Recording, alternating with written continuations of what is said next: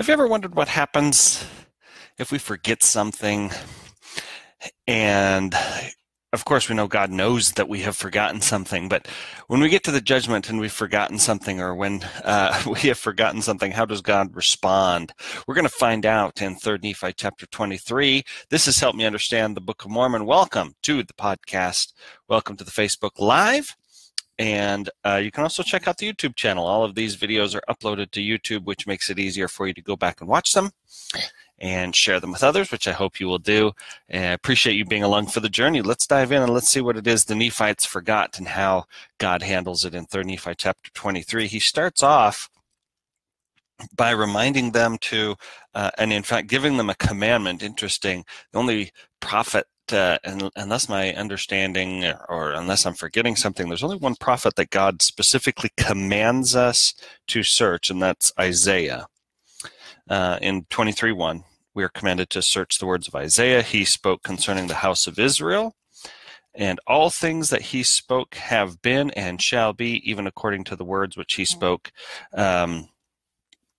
And so he reminds us that it's important to study the words of Isaiah, mostly so that we can understand a couple of key things. It's important that he points out why we need to.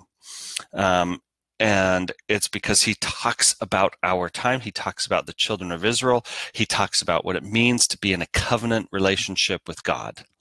That's what Israel's all about, right? Israel's all about a covenant relationship with God, and Isaiah teaches us what that means very well. So we're commanded to study that and to better understand what it means to have a covenant relationship with God.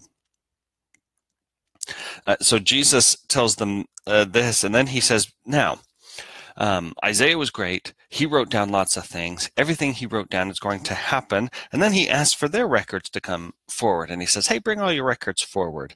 And he looks at them and he says in verse 9, I commanded my servant Samuel the Lamanite to testify that at the day that the Father should glorify his name in me, that there were many saints who should arise and appear unto many. Was it not so? Samuel the Lamanite testified that when the Savior was resurrected, that's what that means when it says the Father should glorify his name in me.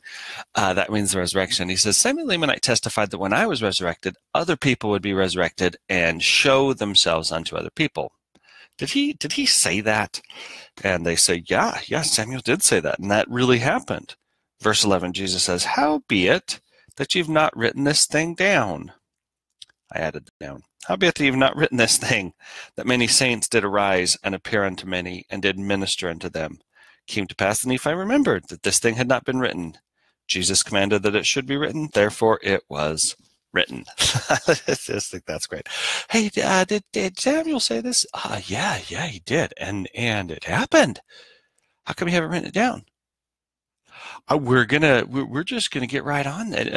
Can't you just imagine if write that down? So they take it quickly, write it down. Came to pass that when Jesus had expounded all the scriptures in one, which they had written, he commanded them that they should teach the things which he had expounded unto them. So he teaches them, and then he commands them to teach others, and reminds us, hey, understand Isaiah. Understand what it means to have a covenant relationship with God. Understand what it means to be part of the house of Israel. What is this covenant? Now, each of us have a relationship with God, and when we enter the waters of baptism, that becomes a covenant relationship with God. We've made promises. We have made an outward expression of an inward promise.